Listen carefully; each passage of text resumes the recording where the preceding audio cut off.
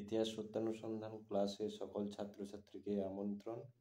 আশা করি প্রত্যেক ছাত্রছাত্রী সকলেই ভালো আছো। আর প্রত্যেক ছাত্রছাত্রী যারা বাড়িতে বসে ইতিহাস সম্পর্কে পড়াশোনার চেষ্টা করছো বা শেখার চেষ্টা করছো, তাদেরকে একটাই কথা বলার, যে এই ক্লাসটার সান্নিধ্যে থাকার চেষ্টা করো। ইতিহাস সম্পর্কিত অনেক নতুনত্ব জিনিস তোমরা জানতে পারবে। আর একটা জিনিস, যে তোমার যে সমস্ত বন্ধুরা যারা বাড়িতে বসে ইতিহাস পড়ার চেষ্টা করছে, তাদেরকেও একটু শেয়ার করার চেষ্টা করো এবং তারাও উপকৃত হবে। তো যাই হোক, আজকের একটা নতুন বিষয় নিয়ে তোমাদেরকে জানাবো। সেটা হচ্ছে ফরাসি বিপ্লবে 1789 খ্রিস্টাব্দ থেকে 1793 খ্রিস্টাব্দ পর্যন্ত এই সময়টার মধ্যে কি ঘটেছিল। দেখো, বোর্ডে একটা আমি হোমওয়ার্কের মতো করেছি, তো এইটা থেকেও কিছু কথা বলবো, সেগুলো শোনো এবং তাহলে দেখবে যে অনেকটা উপকৃত হবে। আর আমরা সাধারণত 1789 খ্রিস্টাব্দে যে ফরাসি বিপ্লব হয়েছিল, তারপরে সন্ত্রাসের রাজত্ব, কনসুলেট শাসন ব্যবস্থা, তো এইটার মধ্যে দিয়ে আমরা চলে যাই। কিন্তু 1789 খ্রিস্টাব্দ থেকে 1794 খ্রিস্টাব্দ পর্যন্ত যে কি ঘটনা ঘটেছিল, সেইটা সম্পর্কে আমাদের মধ্যে ধারণাটা ঠিক পাওয়া যায় না। তো যাই হোক, এই ক্লাসটা করো বা শোনো, তাহলে দেখবে যে তোমরা এই সময়টার মধ্যে কি ঘটেছিল সেটা সম্পর্কে তোমরা জানতে পারবে। দেখো, আমরা সাধারণত কি জানি যে 1789 খ্রিস্টাব্দে ফরাসি বিপ্লব সংগঠিত হয়েছিল। আচ্ছা, বিভিন্ন ঐতিহাসিকদের মধ্যে বিভিন্ন রকম মতপার্থক্য রয়েছে। কোনো ঐতিহাসিক বলেছেন যাজকদের দ্বারা সংগঠিত বিদ্রোহ, কোনো ঐতিহাসিক অভিজাতদের সঙ্গে সম্পর্কে বিদ্রোহ, এবং কোনো ঐতিহাসিক তারা কি বলেছে যে সামাজিক, অর্থনৈতিক, রাজনৈতিক সমস্ত কারণকেই তুলে ধরেছেন।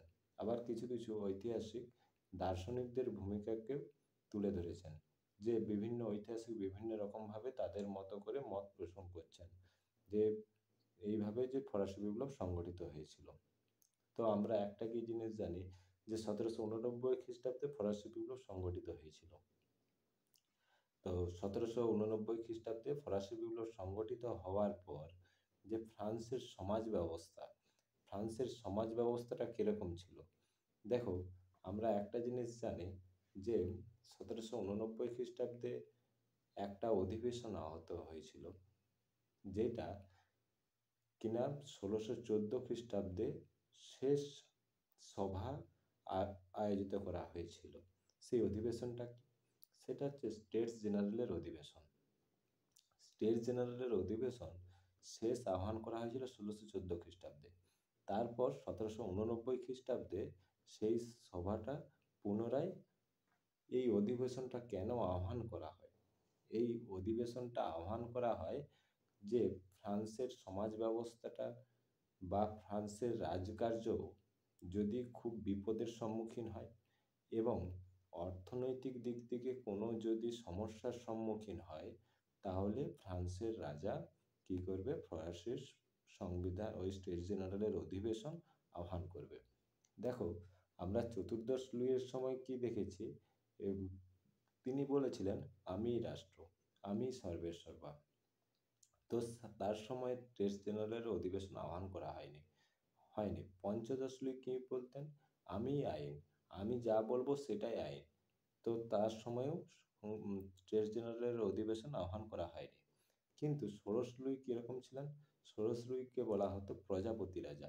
তিনি ছিলেন সাম্রাজ্যের চালনা করার জন্য অনভিজ্ঞ, রাজনীতি দিক থেকে দুর্বল, এবং তিনি কিরকম ছিল? তিনি ছিলেন অলস ব্যক্তি এবং ব্যয়বহুল রাজা। কেন এই কথাটা বললাম? যে অতিরিক্ত পরিমাণে ব্যয় করতেন কোনো হিসাব নিকেশ ছাড়াই, এবং তার জন্য কি হয়েছিল, যে ফ্রান্সকে পরিচালনা করার মতো যে অর্থের প্রয়োজন ছিল, সেই অর্থটাও শেষ পর্যন্ত ছিল না। যার ফলে ফ্রান্সের কোষাগারে কি পড়েছিল? টান পড়েছিল। যার পরিপ্রেক্ষিতে ষোড়শ লুই স্টেটস জেনারেলের অধিবেশন আহ্বান করতে বাধ্য হয়। এই স্টেটস জেনারেলের অধিবেশনে আহ্বান করার জন্য কতজন সদস্য ছিল? 1214 জন সদস্য ছিল। তার মধ্যে যাজক, অভিজাত এবং তৃতীয় সম্প্রদায়ের মানুষের মধ্যে সেই ব্যক্তি ছিল। তাহলে যাজকদের সংখ্যা কত ছিল? যাজকদের সংখ্যা ছিল 308 জন, অভিজাতদের সংখ্যা ছিল 285 জন এবং তৃতীয় সম্প্রদায়ের মানুষের সংখ্যা ছিল 621 জন। দেখো 1214 জন সদস্য সংখ্যা হয়ে যাচ্ছে।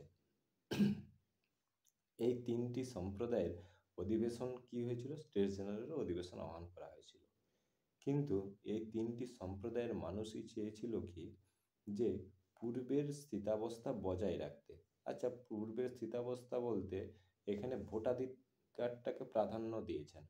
ভোটাধিকার বলতে তৃতীয় সম্প্রদায়ের যে মানুষ রয়েছে, যে 621 জন, তাদের কি, যে তাদের ভোটাধিকারটাকে প্রাধান্য দেওয়া হবে। দেখো, যাজক এবং অভিজাতদের সদস্য সংখ্যা কম থাকা সত্ত্বেও তাদের কি মাথাপিছু ভোটাধিকারের ক্ষমতা ছিল, কিন্তু তৃতীয় সম্প্রদায়ে যে গোষ্ঠীভিত্তিক ভোটাধিকারের ক্ষমতা ছিল, যার পরিপ্রেক্ষিতে তারা সর্বদাই পিছিয়ে পড়ত।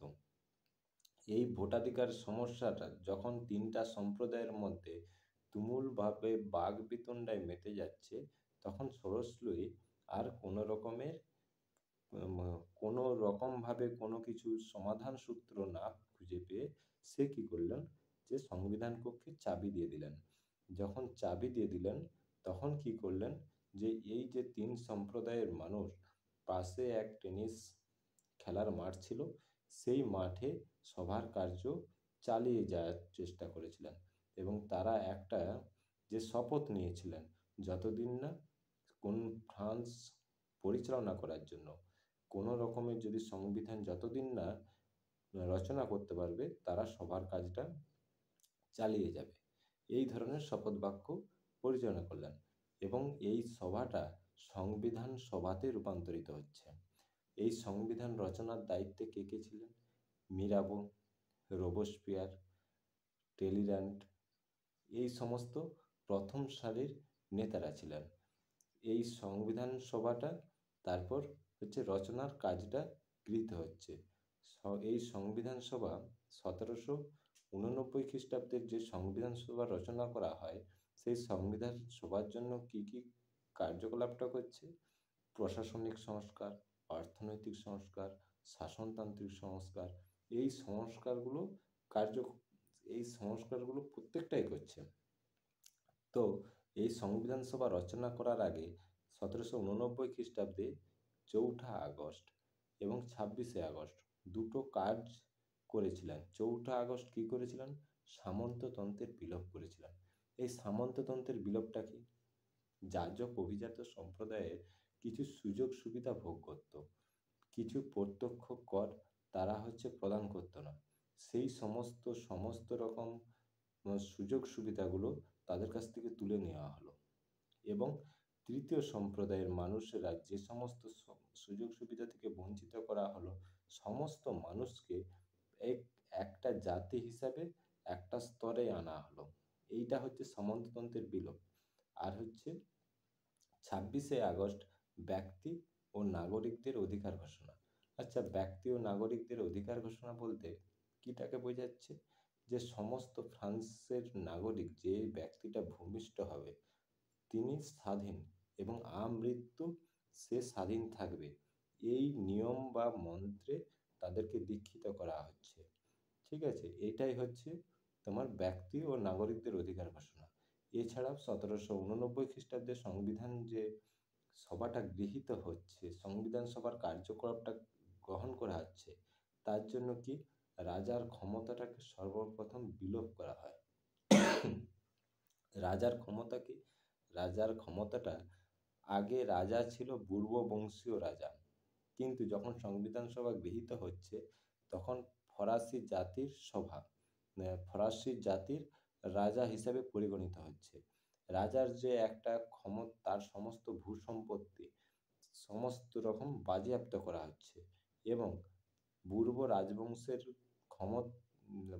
রাজবংশের তার খরচের জন্য 25 লক্ষ লিভ্র 25 লক্ষ লিভ্র প্রদান করবে।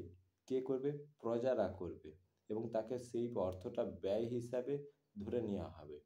ফ্রান্সের রাজার সমস্ত ভূসম্পত্তি, সমস্ত জমি, সেগুলো কি করা হবে? জাতীয়করণ করা হবে। এই রকমভাবে কিছু নিয়ম বা নীতি নিয়ে এসে কি করা হচ্ছে? রাজার ক্ষমতাটাকে বিলোপ করা হচ্ছে। এছাড়াও অর্থনৈতিক, প্রশাসনিক, রাজনৈতিক দিক থেকেও কিছু গৃহীত কার্যকলাপ করেছিল। দেখো, সেগুলো আমি বোর্ডে লিখে দিয়েছি কি কি করেছিল। দেখো, আইনসভার গঠন ও ক্ষমতা। আইনসভার গঠন ও ক্ষমতা, এইটাতে কি করছে? আইনসভার সদস্য 745 করা হয়। আইনসভার সদস্যদের মেয়াদ হয় 2 বছর। একবার কোনো ব্যক্তি নির্বাচিত হলে পুনরায় নিয়োগের অধিকার লোপ করা হয়। 3 দিনের নির্ধারিত মজুরি ব্যক্তি ভোটাধিকারের ক্ষমতা পাবে।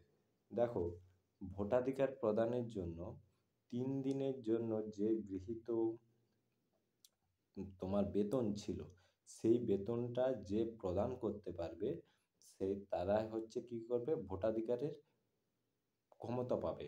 আর কি, এই ভিত্তিতে সক্রিয় এবং নিষ্ক্রিয় দুই ভাগে জনগণকে বিভক্ত করা হয়। সক্রিয় বলতে যারা, যে সমস্ত ব্যক্তি 3 দিনের বেতন হচ্ছে দিতে পারবে, তারা হচ্ছে সক্রিয়। যারা দিতে পারবে না বা ভোটাধিকার পারবে না, তাদেরকে বলা হয় নিষ্ক্রিয়। আর কি, প্রদেশ, তারপরে প্রাদেশিক শাসন ও বিচার ব্যবস্থা। এখানে কি করা হয়? সমগ্র ফ্রান্সকে 83 প্রদেশে বিভক্ত করা হয়। নতুন প্রদেশগুলির নাম দেওয়া হয় ডিপার্টমেন্ট। প্রদেশের শাসনের জন্য ইন্টেন্ডেন্ট প্রথার বিলোপ করা হয়। ইন্টেন্ডেন্ট কারা ছিল? হচ্ছিল অর্থলোলুপ নেগ্রে, যারা শাসন কার্য পরিচালনা করার জন্য, যারা প্রজাদের কাছ থেকে কি করত? জোর জুলুমভাবে সমস্ত কর নিয়ে আসতো। তাদের খাবার যে তার জন্য যে কর দেওয়া হতো শস্য, সেই শস্যটাকে ছিনিয়ে নিয়ে চলে আসতো, প্রজাদের উপর জোর জুলুম করতো। এই যে ইন্টেন্ডেন্ট, এই প্রথার বিলোপ করা হয়। প্রতি প্রদেশে বা জেলায় একটি নির্বাচিত সাধারণ পরিষদের ব্যবস্থা করা হয়। বিচারক নির্বাচনের মাধ্যমে নিয়োগ করা হয়। দেখো, আগে বিচারকরা কিভাবে নিয়োগ্য হতো? আগে বিচারকরা নিয়োগ হতো যে বংশানুক্রমিক, তার ছেলে বিচারক হবে। এটা একটা সম্প্রদায়ের উপর নির্ভর ছিল। কিন্তু যখন সংবিধান গৃহীত হচ্ছে, তখন কি হচ্ছে? যে বিচারকের নির্বাচনের মাধ্যমে নিয়োগ করা হবে। বিচারালয়কে আইন বিভাগ ও শাসন বিভাগের এখতিয়ার থেকে মুক্ত করে স্বাধীনভাবে কাজ করার ক্ষমতা দেওয়া হয়। এর জন্য কি করা হয়? যে সমস্ত নাগরিক যারা দোষী তারা সাজা পাবে, যারা নির্দোষ তারা ছাড়া পাবে। আর কি, অর্থনৈতিক সংস্কারের ক্ষেত্রে সকল প্রকার পরোক্ষ কর রদ করা হয়। জমি, আয় বা আস্থাবর সম্পত্তির উপর নতুনভাবে কর ধার্য করা হয়। গির্জার সম্পত্তি জাতীয়করণ করা হয়। বুর্জোয়া শ্রেণীর স্বার্থ রক্ষার জন্য অবাধ বাণিজ্য চালু হয়। দেখো, বুর্জোয়া শ্রেণীর স্বার্থটা রক্ষা করার জন্য অবাধ বাণিজ্য চালু হয়। আর কি, লা সেপিলিয়ার আইন দ্বারা শ্রমিকের ধর্মঘট ও ট্রেড ইউনিয়নের অধিকার হরণ করা হয়। এটা কি? অর্থনৈতিক সংস্কারের ক্ষেত্রে। এছাড়া ধর্ম বিষয়ক ব্যবস্থার ক্ষেত্রে নতুন আইনে পোপের নিয়ন্ত্রণ লোপ করা হয়। বিশপ ও অন্যান্য স্তরের ধর্মযাজকদের লোপ করতে নিযুক্ত না হয়ে ভোটের মাধ্যমে নির্বাচিত হতেন। আর কি, পোপের ভূসম্পত্তি সরকার বাজেয়াপ্ত করে। দেখো, এতগুলো আইন কি হচ্ছে? সংবিধান দ্বারা গৃহীত হচ্ছে। এখানে একটা জিনিস তোমাদেরকে বলি, যে এই সংবিধান সভাতে অংশগ্রহণ করেছিল সব থেকে বেশি বুর্জোয়া সম্প্রদায়ের মানুষ। বুর্জোয়া সম্প্রদায়ের মানুষ বেশি আইনজীবী, প্রায় সেটা 27%-এর মতো মানুষ বুর্জোয়া শ্রেণী অংশগ্রহণ করেছিল। আর এই যে 1789-এর সংবিধান, সেটা রচনা করতে কত বছর সময় লেগেছিল? 2 বছর। 1791 খ্রিস্টাব্দে শেষ হয়, কিন্তু পুরোটাই বুর্জোয়া শ্রেণীর স্বার্থ রক্ষার্থে এই 1789 খ্রিস্টাব্দের সংবিধানটা গৃহীত হয়েছিল। আর এই সংবিধানটা গৃহীত হচ্ছে ঠিক কোথায়? এবং রাজার ক্ষমতা বিলোপ, হরণ করা হচ্ছে। দেখো, এরপরে ফ্রান্সে কি হয়েছিল? এর ফলে ফ্রান্সে রাজার ক্ষমতা যখন বিলোপ হচ্ছে, যখন সবার প্রথম সংবিধান সভা কাজ গৃহীত হচ্ছে, এখানে সংবিধান সভার কিছু ত্রুটি লক্ষ্য করা যাচ্ছে। কি? যে সমস্ত মানুষকে সক্রিয় নিষ্ক্রিয় দুটি সম্প্রদায়ে বিভক্ত করা হচ্ছে। আর কি? যে ফ্রান্সের যে সম্প্রদায় ছিল, যাজক, অভিজাত এবং বুর্জোয়া সম্প্রদায় বা সাঁকুলের সম্প্রদায়, এই তিনটি সম্প্রদায়ই রয়ে যাচ্ছে। এই তিনটি সম্প্রদায়ে তুলে দেওয়া যাচ্ছে না বা হচ্ছে না, যার ফলে যে 1789 খ্রিস্টাব্দের যে সংবিধান, সেটা গ্রহণের জন্য সেটা কি হচ্ছে, একটা যে মনের মধ্যে সংকোচ বা দ্বিধাটা রয়ে যাচ্ছে। আর কি? রাজা যে নিয়মতান্ত্রিক প্রধানে পরিণত হচ্ছে, কিন্তু নিয়মতান্ত্রিক প্রধানে মানে কি, রাজার কোনো রকমের হচ্ছে তার, সে শুধু নিয়মেই যে রাজা, কিন্তু সমস্তভাবে ফ্রান্সকে কে পরিচালনা করবে? ওই সংবিধান কক্ষ। কিন্তু রাজা যতক্ষণ না কোনো আইনে সই না করবে, ততক্ষণ কিন্তু সেটা আইন হিসাবে পরিগণিত হবে না। যার ফলে এই যে সংবিধানের কার্যকারিতা সম্পর্কে সংশয় রয়ে যাচ্ছে। দেখো, যাজক সম্প্রদায়ের যে এখানে যে ভোটাধিকারের জন্য সংবিধানের সভায় কতজন সদস্য? 745 জন সদস্যের একটা আইনসভা গৃহীত হয়েছিল। কিন্তু 745 জনের সদস্যের মধ্যে তিনটি দল ছিল। তিনটি দল ছিল: জিরোন্ডিন, জেকোবিন আর নিয়মতান্ত্রিক বা মধ্যপন্থা দল।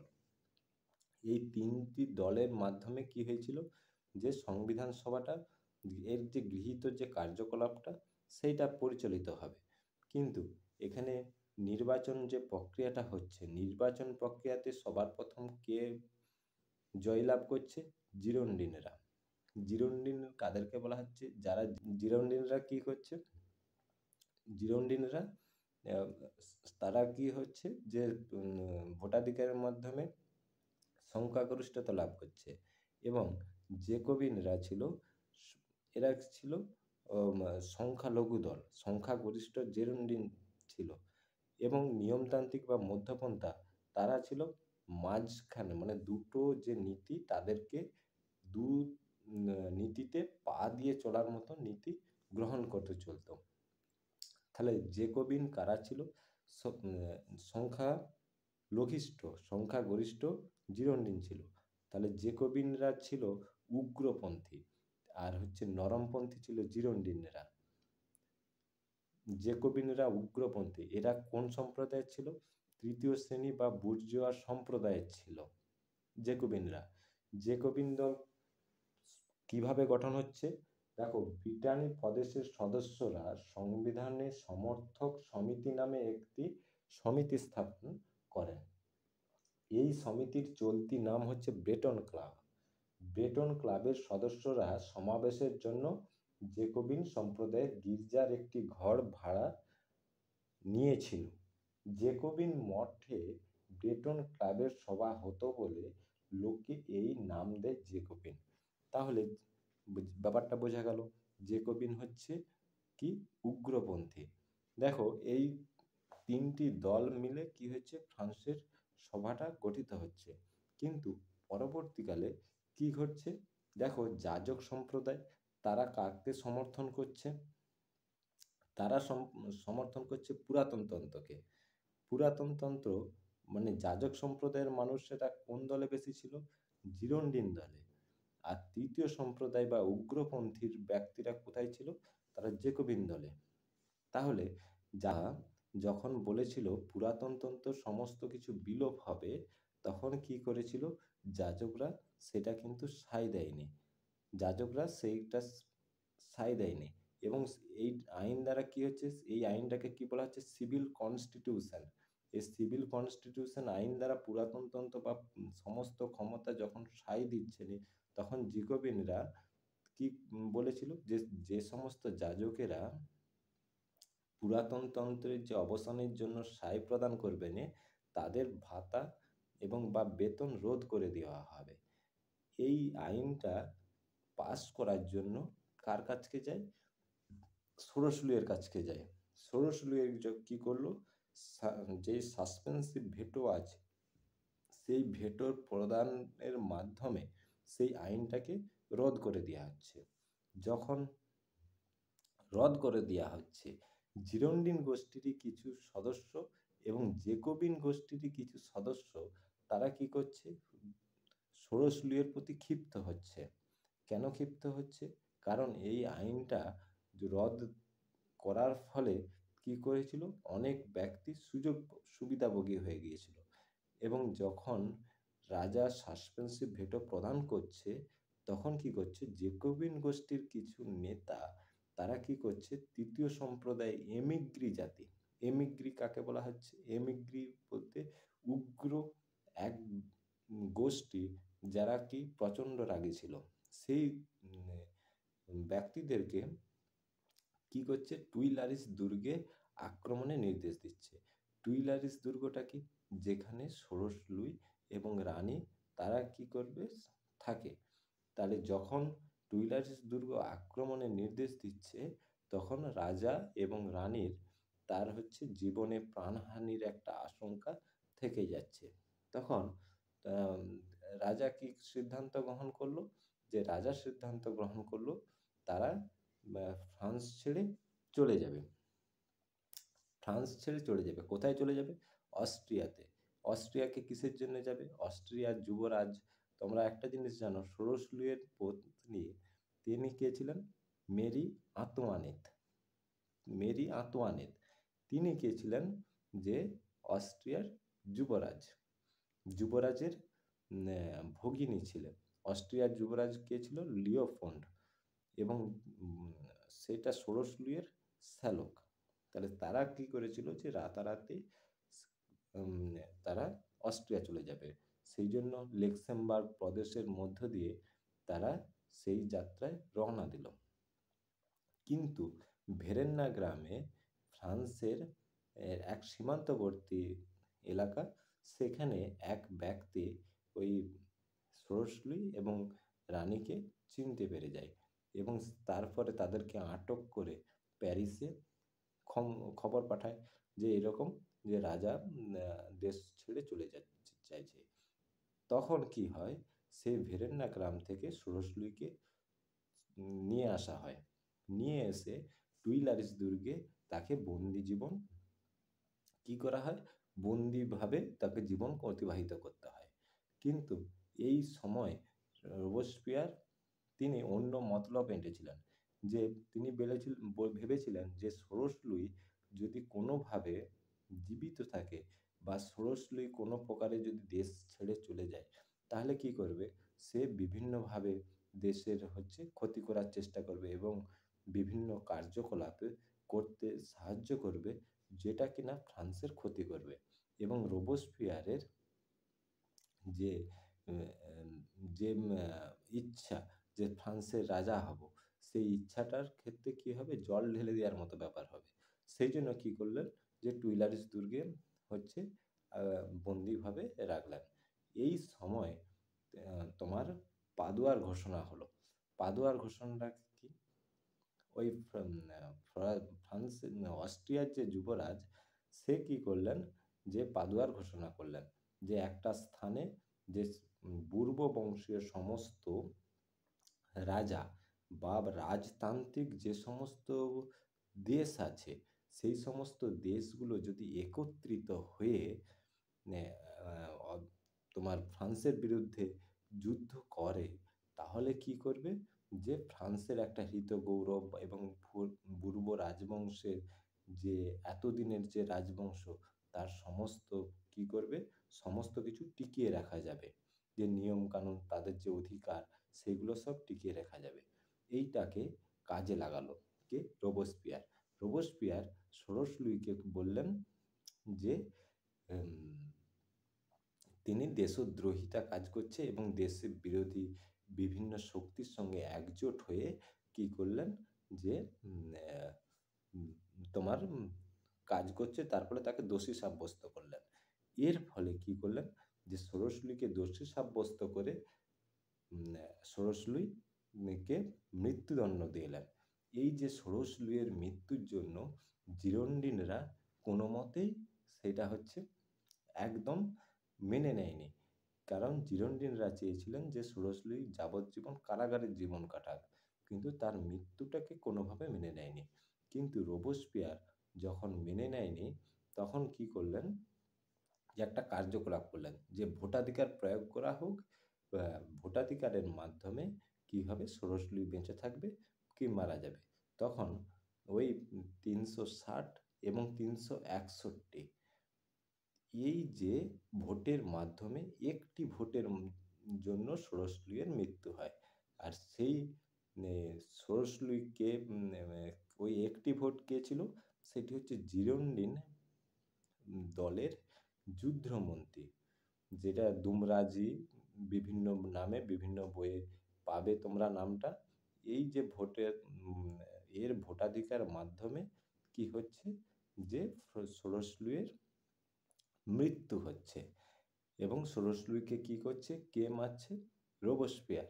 এবং এছাড়াও আরেকটি কাজ এখানে হয়েছিল, সেটা হচ্ছে 2রা সেপ্টেম্বর থেকে 7ই সেপ্টেম্বর কি হয়েছিল, ফ্রান্সে যে সেপ্টেম্বর হত্যাকাণ্ড হয়েছিল এবং যে উন্মুক্ত জনতা সে কী করেছিল, কারাগারে মধ্যে ঢুকে সমস্ত মানুষকে নির্বিচারে হত্যা করে।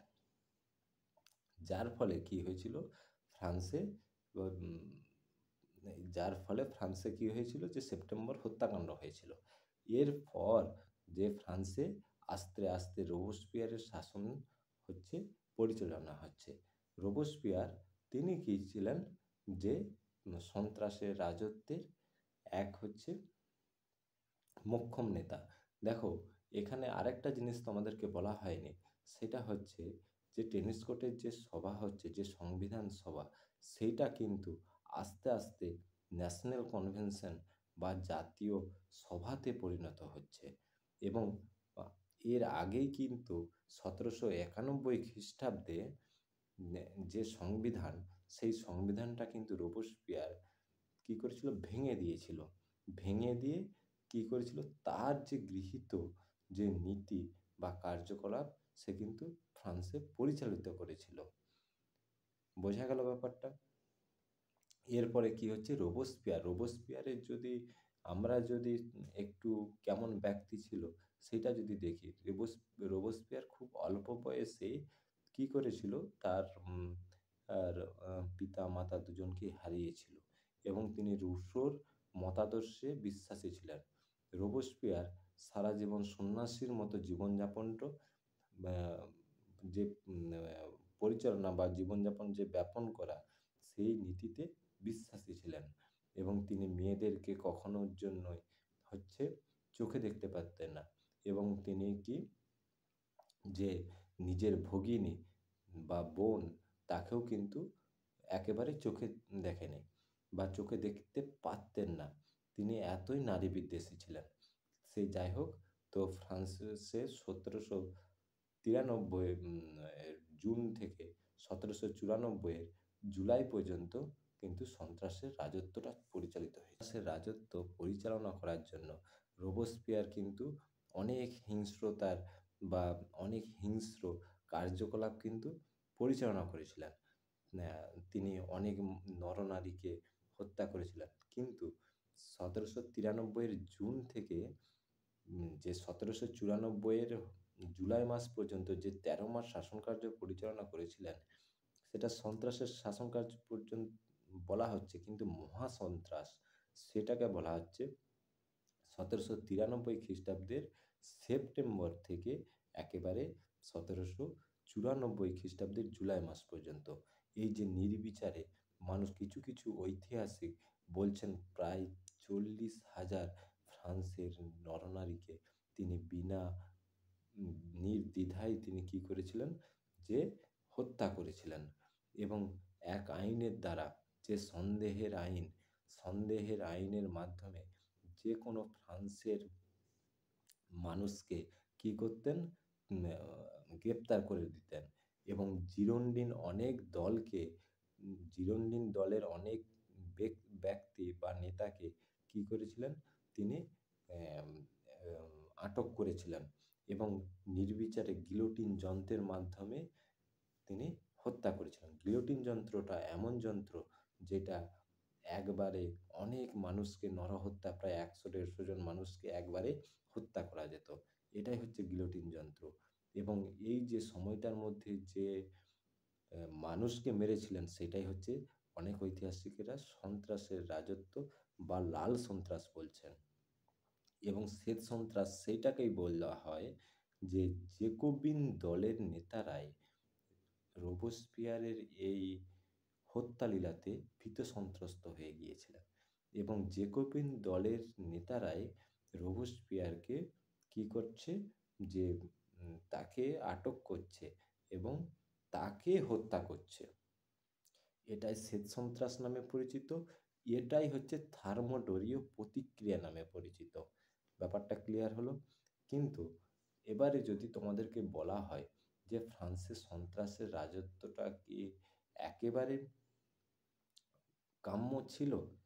যদি যদি সুবিধা বা অসুবিধা বলি বা সুফল কুফল বলি, কিন্তু কিছু কিছু যদি দেখা যায় সেই সময়ে ফ্রান্সে বহির্দেশীয় শক্তি বা যদি বলা হয় যে ফ্রান্সের মধ্যে যে পরিস্থিতির সৃষ্টি হয়েছিল, যে মানে ফ্রান্সে কালোবাজারি, ফ্রান্সে মজুতদারির সংখ্যা বৃদ্ধি এবং কিছু মানুষজন এমনভাবে বিদ্রোহ সৃষ্টি করেছিল যে ফ্রান্সের যে সম্পত্তি এবং তাদের টাকা বা অর্থ সেগুলো কি বাঁচানোর জন্য কিন্তু আর কোনো রকম পথ খোঁজা ছিল নে।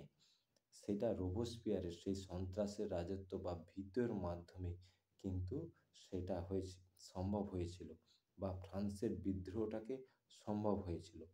কিন্তু যদি আমি কুফলটাকে আলোচনা করি, যে সন্ত্রাসের রাজত্বে এর ফলে প্রচুর মানুষ এবং নরনারী এবং শিশু সবথেকে বেশি হত্যা করেছিল বৃদ্ধকে এবং যুবক সম্প্রদায়ের মানুষ। আর সবথেকে বেশি হত্যা তিনি করেছিলেন নারী সম্প্রদায়ের মানুষকে, যেটা ঐতিহাসিকরা বা ঐতিহাসিকদের মনে অনেক শিহরণ ফেলে দেওয়ার মতো পরিস্থিতির সৃষ্টি হয়েছিল। তো যাই হোক, এইভাবে এইভাবে আস্তে আস্তে ফ্রান্সে সন্ত্রাসের রাজত্বের অবসান রোবসপিয়ারের মৃত্যুর ফলে হচ্ছে। তারপরে কনসুলেট শাসন ব্যবস্থা আসছে, ডাইরেক্টরি শাসন ব্যবস্থা আসছে, কিন্তু এই সময়টাতে কিন্তু আস্তে আস্তে কিন্তু নেপোলিয়নের কিন্তু উত্থান এই সময়টাতে আমরা লক্ষ্য করছি। তো সেই যাই হোক, পরের ক্লাসে সেইটা সম্পর্কে আমরা আলোচনা